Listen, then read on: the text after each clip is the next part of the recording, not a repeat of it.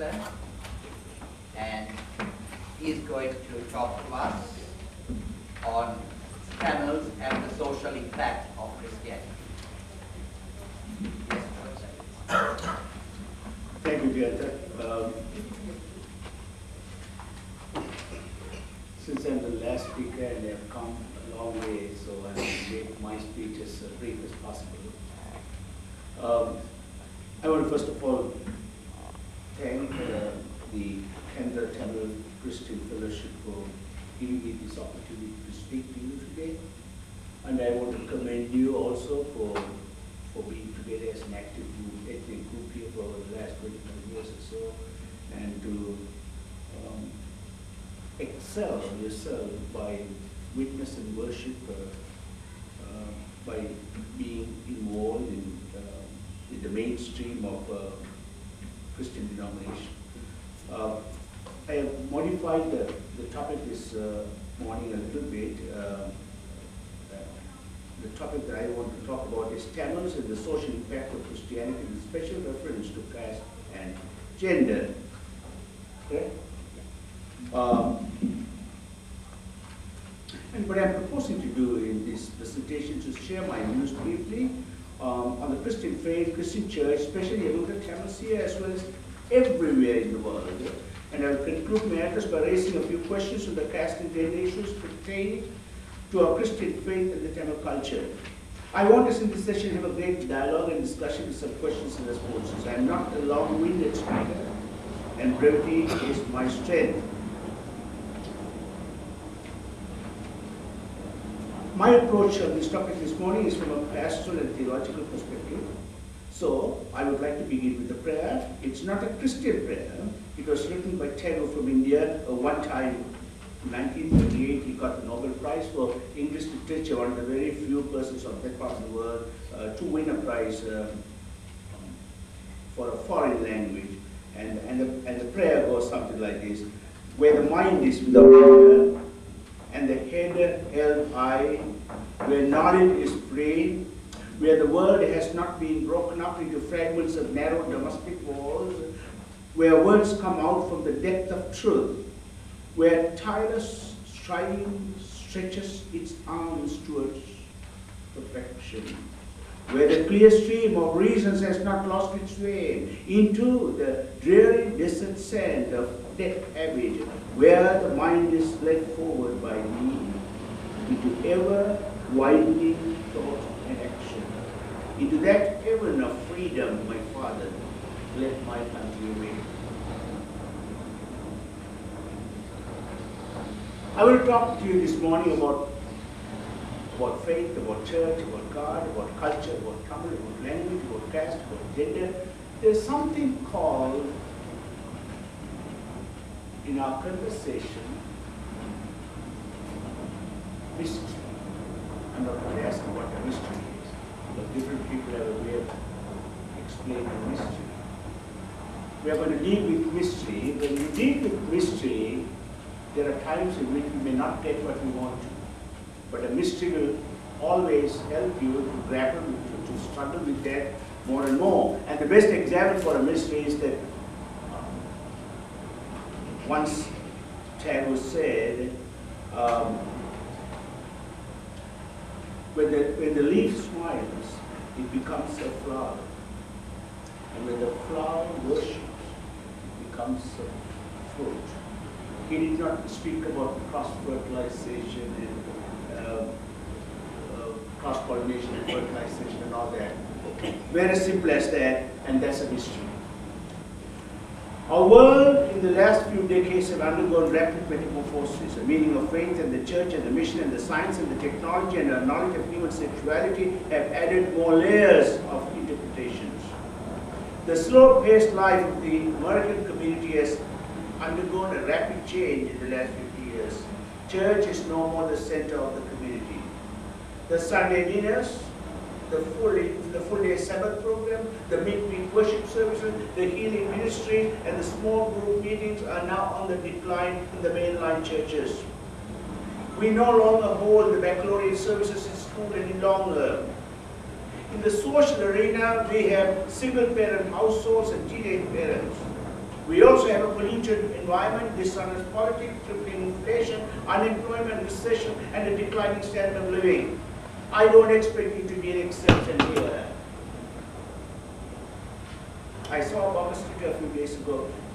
Christ is the answer to our problems. Let me tell you that Christ is not the answer. And we are responsible for all the problems of this world. We have to clean up our own mess creatively. So the answers to our problems have to be sought out by us.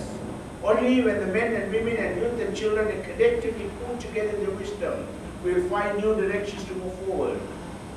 I often wonder whether Jesus left for us any clear direction as to what the church's structure and purpose have to be.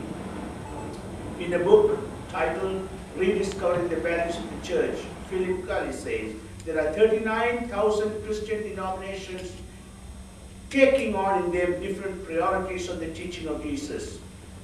Each one claims Jesus as their founder. Each one strives to be virtuous and good. However, the question in all churches is what is happening to the values of the kingdom Jesus spoke of. The kingdom for unusual folk like us, for the weak and the poor, for the persecuted and the meek, for the outcast and those on the margin. A secular novelist by the name Walker Percy on his book The Second Coming asked a very pertinent question at us who claim we are Christians. If Christ has brought life into the world, why didn't the churches smell of death? When the world is moving on a more of a global direction, why is that the church is becoming so petty and narrow-minded? My opening poem by Tagore speaks of a mind without fear, knowledge which is free, and Tagore talks about words emerging from the depth of truth. By the way, I'm a United Methodist Christian, and our church's mission statement is open heart, open mind, open door. A few months ago in a British daily newspaper, a question was asked to the readers, what does it mean to be British? And here's one of the responses. Being a British is about driving in a German car to an Irish pub for a Belgian beer, and then traveling home, grabbing an Indian curry and a Turkish kebab, and to sit in the Swedish furniture with American shows and the Japanese TV, and the most British thing of all is suspicion about anything foreign.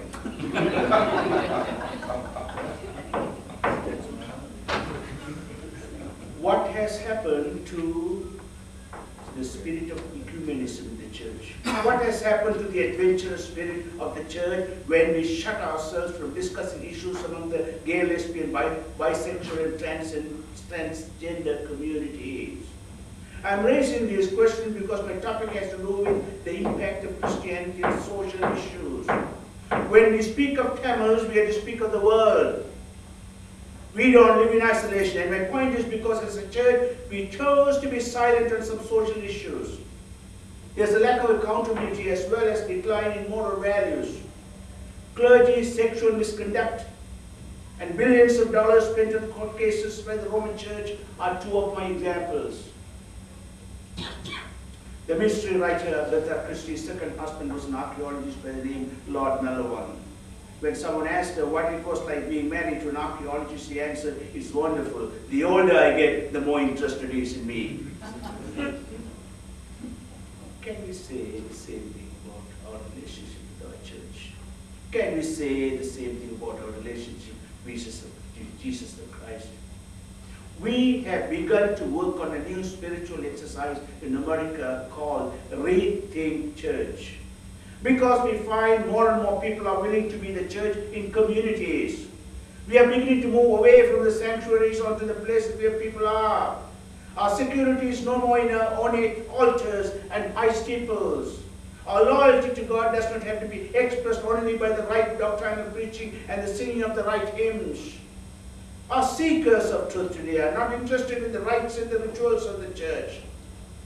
My message to the Tamil community is that we have only one story to tell the world. A hymn writer by the name Brian Wren writes the same message of love in these words. We believe in God, maker of rainbows, spinner of chaos, weaver of stories, daredevil gambler. We believe in Jesus Christ, rabbi of the poor, carpenter of new creation. We believe in the Holy Spirit, nudging discomfort, midwife of changes. We believe in the church, chosen to believe this outrageous, offensive, and wonderful truth? Are we still a chosen people by God? Yes. We are a chosen people to be connected to the rest of the world. Are we still a holy nation? Yes. But the concept of holiness has nothing to do with sin, but rather with our ability to be well-rounded people, integrated people, inclusive people. Do we belong to God? Yes. I belong to God only when I belong to others in other racial groups, other religious groups, and the community at large, and to the whole world. We are a family. There is no private individual in the world. In the words of the German Martin Bonhoeffer, God is God only when God is in the midst of people. A few questions of gender and caste. We as Tamils have our own cultural identity. We are part of a patriarchal social makeup, just like the Jews. In the patriarchal society, a woman does not have the same status as men. So, in recent times, the Tamil women have raised their voices of protest to fight for their rights and for their rightful places in society. How can we forge genuine solidarity with each other in terms of gender unless we have mutual respect and appreciation? So, in recent times, we have heard and read a number of emergent voices from the various cultures on the themes of liberation. It's the pain and the woundedness of these people that have evolved into the theology of liberation. Just as the common people of Korea came up with the Minjung theology, or the Indian outcast people came up with the Dalit theology, means persons of equality, all peoples have a voice and they are people of dignity. All people have self-worth and self-identity. How is it possible for one gender to suppress the other gender in terms of status, employment, salaries? Why is that a Tamil woman cannot aspire for a particular job as their male counterparts? Just because my country was able to produce the first female prime minister in the whole world in the late 50s or so, can I say that our women in Sri Lanka are fully freed from all their bondages? I come from the northern part of Sri Lanka, so I should say this just because we have Jogeswari as the mayoress of Jaffna and Imelda Sukuma as the government agent of Jaffna and Basanthi Asarkan as the vice chancellor of the Jaffna University. Can we say that all our women in Jaffna are now able to enjoy positions of power and privilege? Paul writes that for freedom, Christ has set us free. How can we fight against the false sense of tokenism displayed by those in power? The caste system is part of the Tamil society. If we trace our origins to the ancient Hindu religious heritage, we are part of the four varnas: Brahmin, priest; Kshatriya, warrior; Vaisya, merchant; Sudra, servant. And according to Hindu religious belief, one birth is determined by the person's karma. And by the deeds of my parents, I happen to be born in a particular caste. So in other words, my identity of caste is given to me at birth and I die with that identity. I believe the caste system is against the basic principles of liberty and justice and equality for all. Have we as a church dismantled the caste discrimination? Even in the Hindu pantheon, some gods are considered sacred and pure, and the others are set aside and impure and polluted. You can talk about it. Perhaps this concept was later transferred onto people, and some identified as good caste and pure, and others as polluted and polluting people, depending on the nature of jobs. I want to close this message this morning on caste discrimination by a quotation by Father Anthony Raj, who several years ago was the priest and the president of the Dalit Christian Liberation Movement in Chennai. He once said, "We were slaves in Hinduism. We came to Christianity in search of equality, liberty, and brotherhood and sisterhood. You not only failed to give us our freedom, but also you made us to be slaves again. Your denial of human dignity and justice is slavery and social death for us.